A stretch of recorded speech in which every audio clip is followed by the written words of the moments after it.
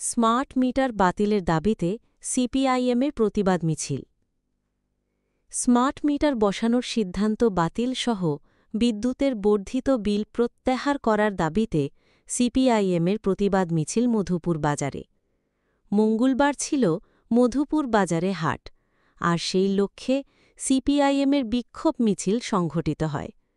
মধুপুর বাজার পরিক্রমা করে মধুপুর পূর্ব বাজারে আলোচনা করেন সিপিআইএম বিশালগড় কমিটির সম্পাদক পার্থ প্রতিম মজুমদার ও জেলা কমিটির সদস্য হিরণময় দেবনাথ সহ সিপিআইএমের নেতৃত্বগণ।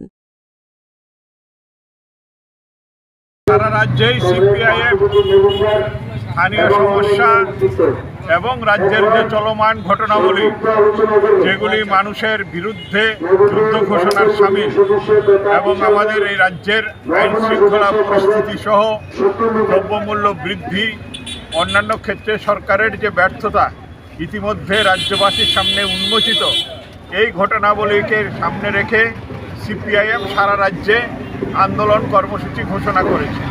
আমরা বিভিন্ন জায়গায় সিপিআইএম বিশালগড় মহকুমা কমিটির পক্ষ থেকে এই আন্দোলনে সামিল হয়েছি।